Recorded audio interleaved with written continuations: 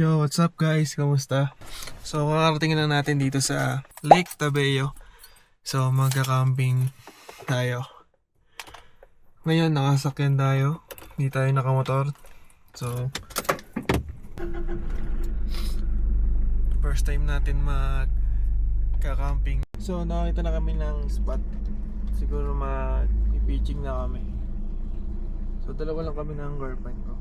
So, mamaya tayo magpa-register. Maliin yung register na nila. Kaya lang wala pang tao.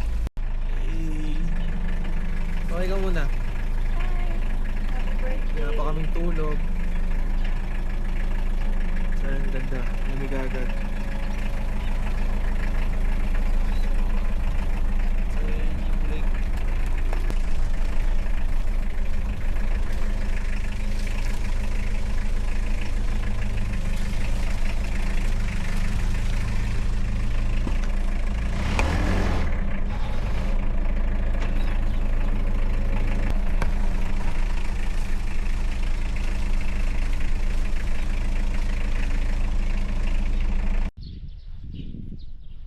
Siguro dito kami.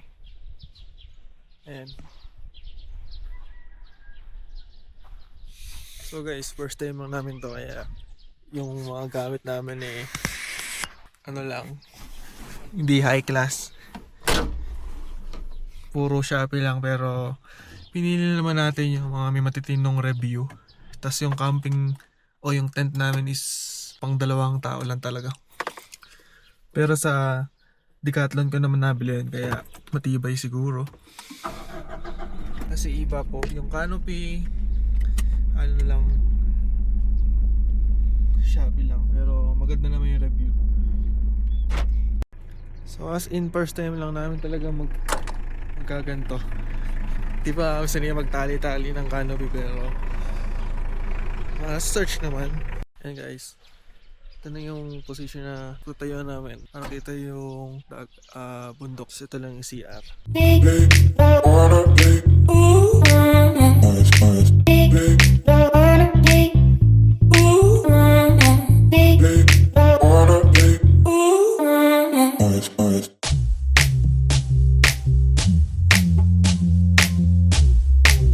After 45 minutes ata, finally, na-set up.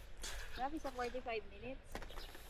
Hindi nga sure kung ilan Pero laki ng canopy, no? Tapos light ng tent. Okay na yan. Goods yan. Goods. Ito yung nabili ko sa Decathlon na tent. So, set up na natin. Yan yung mismong basic na setup namin. Lahat yan Shopee lang.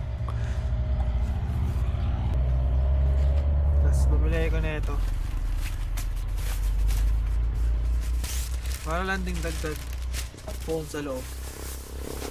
Ito yung nabili namin na portable na gas stove tsaka butane. I mean, ito lang yung portable.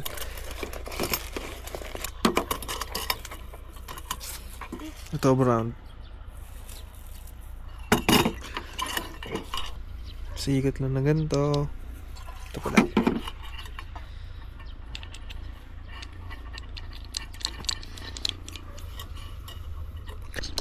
May marker naman siya, oh. Yun lang. Pinakamahina.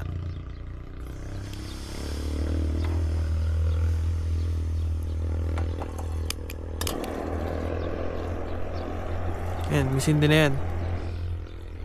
Hindi lang halata.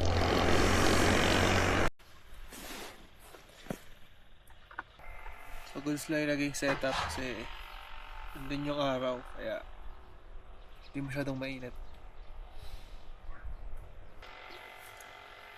Sarap. Mga tirik ni araw, pero hindi naman sakit sa balat mo. Sakit sa balat yung lamig. Masakit na yung lalamunan ko eh. Malamig pa din. So cold. Pag-umaysin sa lamig. Medyo kulang pa sa gamit. Pero sa ganda ko may pang camping table talaga kayo para hindi masyadong mataas. table. Kasi ito, napulot lang namin sa amin. Hindi naman siya totally pang camping talaga. Pero, pwede na, pang first time. Para next time, alam mo na yung kulang. First nisin. Marami lang langaw. Pero walang magagawa. So mamaya, ayusin namin yung registration kasi hindi pa kami napagpa-register. Diretso, bigib na rin kami ng tubig. Bigib mo kami ng tubig. Tapos, magbayad kami sa registration. Ah, paano? Tatalon ba din eh? Tapos try natin kumunik ng wifi nila. Kasi meron eh.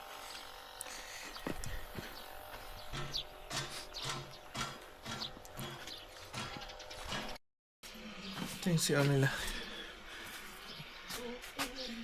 Ihi muna tayo. Kasang ba na to dito? Yan. Ito yung CR nila.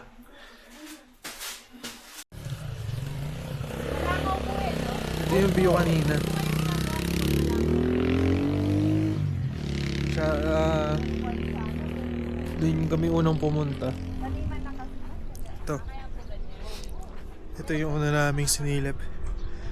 Ayan, doon. Kaya lang, medyo may amoy kasi taniman siya. So may mga fertilizer or soil something ba yan. Ayan. Hinahanap ko yung piso wifi nila eh. Kasi nakakonect ako kanina doon. Pero good thing is malakas yung signal. Ibig sabihin nandito lang. Kaya lang, hindi ko makita. Wala pa yung tao sa mga sa registration sa DNR. I-clip muna tayo. So, ganyan lang kaliit tong tent namin. Ayan. Nakikita nyo ba? Ito lang ako. Nawit ako. First time mag-camping.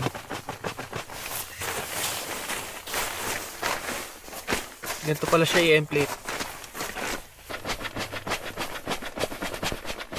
Luto ko siya ng spaghetti. Charis. Spaghetti carbonara. Chicken Alfredo, walang tumama. One down. So binaba na namin dito yung butane. Kasi masyadong mataas dito. Yeah. So advisable talaga na may camping table tas mga camping chair para hindi kayo masyadong nauuntog dito. Tapos nilagay na namin yung ilaw.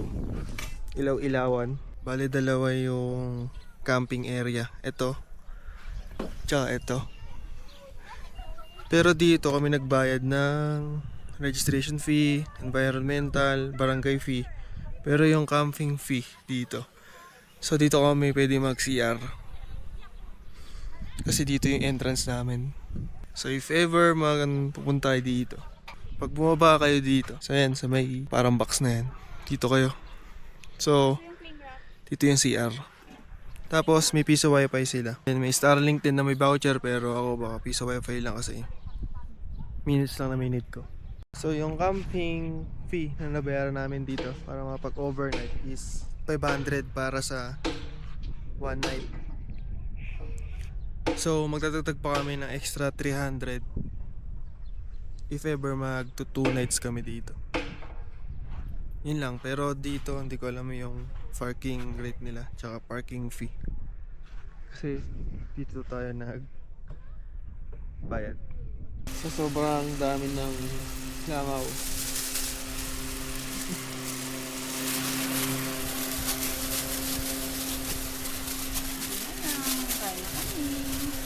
Mapa ko langaw. Guys, the first meal pero ang lunch. Yung clouds. Wow! Hindi na-appreciate ng cellphone ko. Sea of clouds.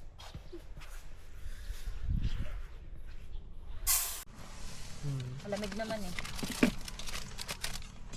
Kailangan niyang huminga.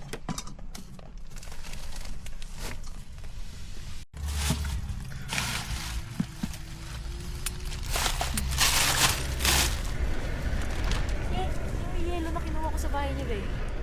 Di ba isa lang yan? Tingnan mo. Nandito pa. Ano wala natin mamaya? Steak. And steamed broccoli. Steak. Tapos steamed broccoli. Tapos Tapos, rice. Tapos try ko gumawa ng rice. mashed potato. Tapos, mashed potato. As Coke. O nga pala, sa gantong nabili naming canopy na tiga 800 sa Shopee. Medyo nag-aalangan kami dito. Ayan. Kung makikita niya lang. Oh. Nakikita agad yung butas. So, gusto ko talaga mag-invest na natin. So ngayon, okay naman siya kasi bago pa. Unang gamit. Medyo napipigilan nila pa yung hangin. Pero mas maganda siguro kung ipapatahi nyo, ipapadoble nyo ng tahi ito. Yung mga ano lang naman, mga strap na ganito para matibay kasi doon talaga nahatak. Pero yan, yung setup namin.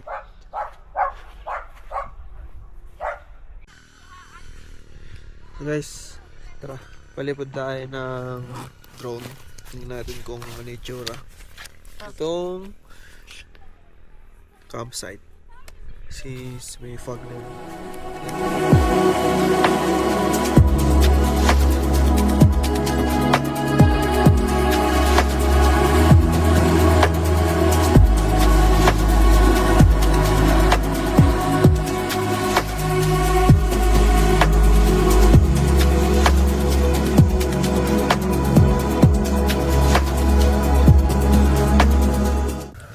So ito yung binili namin kanina sa Baguio City. Wait lang, dito. Ayan, Tingnan natin ang broccoli. Pang partner sa steak para lang may additional na mangunguya. Basta, lamig na. Yes. Kanina yung super. nag-drone ako. Yung fog eh, sobrang... Nung lumabas yung fog, sobrang lamig dito. Pero ngayon, medyo okay na. Tapos nagpakita si Haring Araw ng konti. Pero, hindi na masyado ngayon. Yo, ito na yung main event. Ito yung mismo pinaka-handa namin. Handa niya sa birthday niya. Happy Ay, birthday! Birthday ko pala. Yan, so ito yung food na dinner.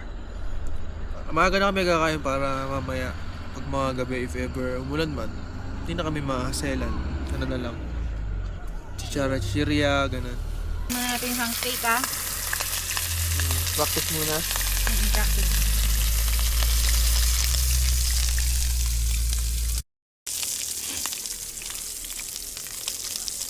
Manikit. Sige. Malikit? Hindi yan. Ako nga.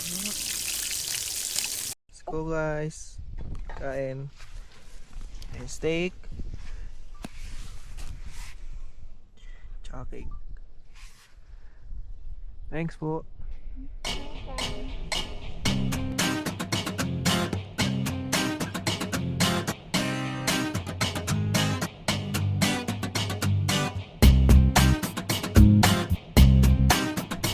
Guys, nakain lang namin. So baka bukas na lang. Date na lang tayo kung ano weather bukas. Pero lobat na rin tong Insta ko eh. So yun. See you bukas.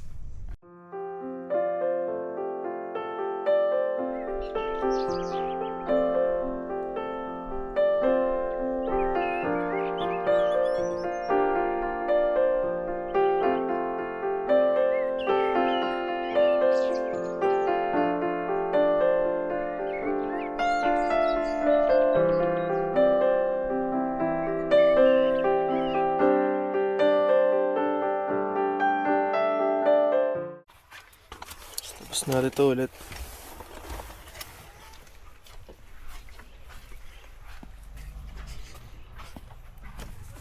So guys, punta kami dun sa CR. Kikig kasi kami. Tsaka maghuhugas. Tapos mag-toothbrush.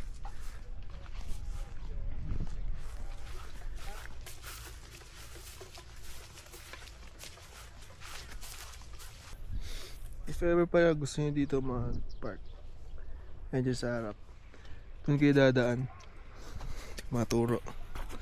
Yan dyan. Tapos doon kayo lulusot mismo sa Lola Rosita. Hindi namin kasi agad na laman yan, kaya medyo malayo yung marka namin. Yan yung mismo yung way. Kaya lang medyo maputik. Kasi ito, mabilis. Isa wifi.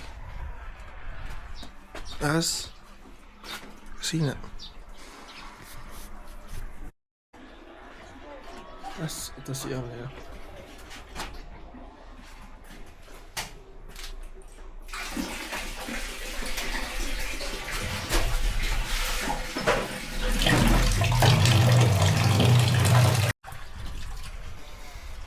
Lamig ng water. Ang hirap maghugas. Isa yung pera. Dito sa baba. Piso na tayo. Malaki. Dito sa taas. Piso net muna tayo. I mean piso wifi.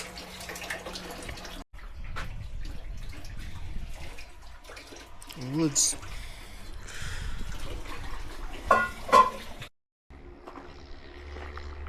Ito pala guys yung taniman no mismo may-ari ng campsite.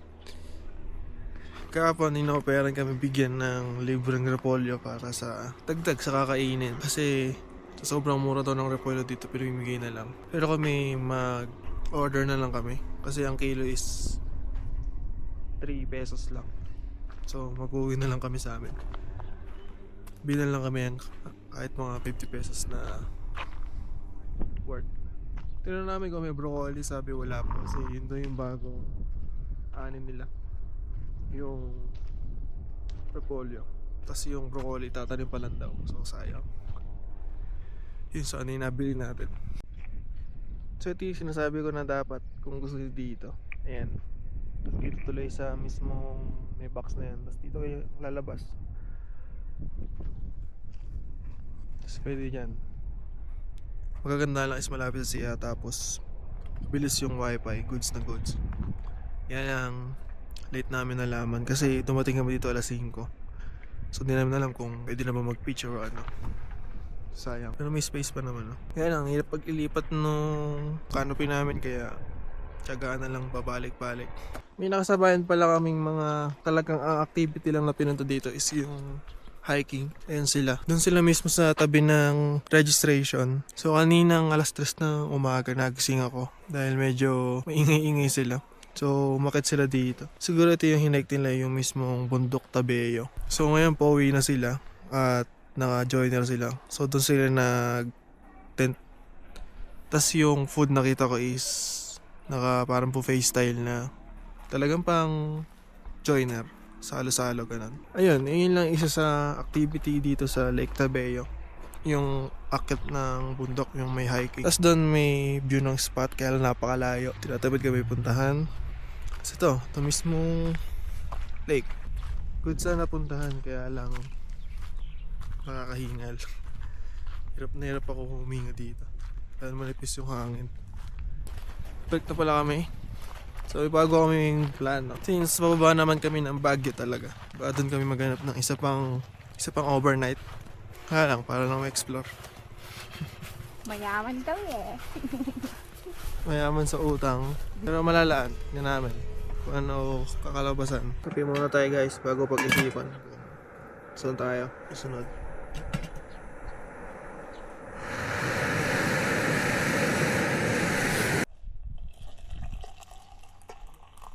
Na-message ko si Ivy. 5 piso yung inulog mo, di ba? 30 minutes yun. Kain. Happy birthday to you. Whoosh. Against the light. Okay na yan.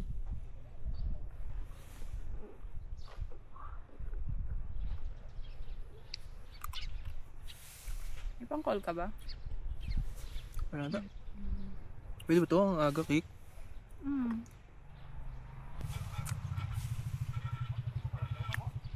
How much? Ayun, nakapag-decide na kami.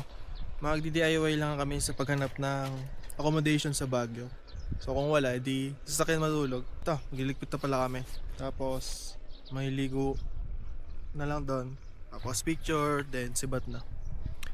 Ayan, Pagkakit namin doon sa dulo, try namin pakita yung dadaanan pa uwi.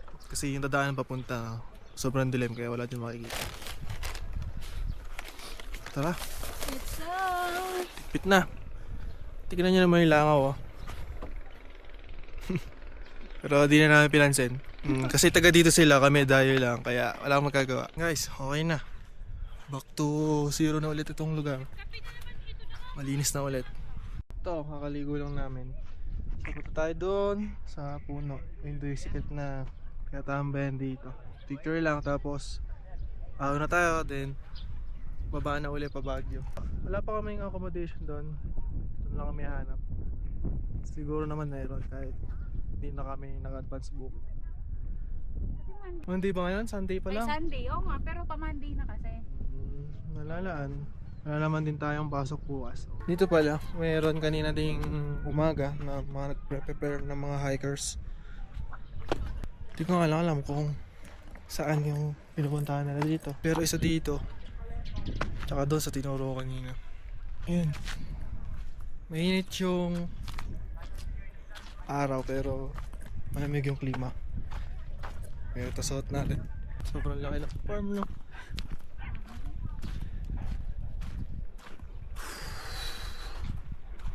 Saan ba? Diyan? Ay, te. Ayun yun eh. Hindi ka naman pa tatapat ng mismo dun eh. Ito pwede din siguro.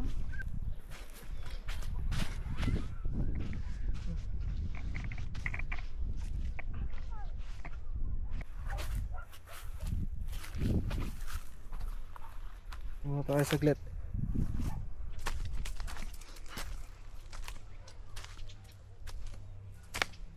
Gusto mo pumunta dito?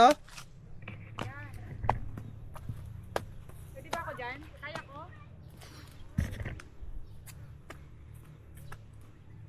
Ganda! Gusto ko dyan! Yung lake pala dito, malaki din. Akala na ako hanggang dito lang siya. Pero yun oh, hanggang dulo pa pala siya.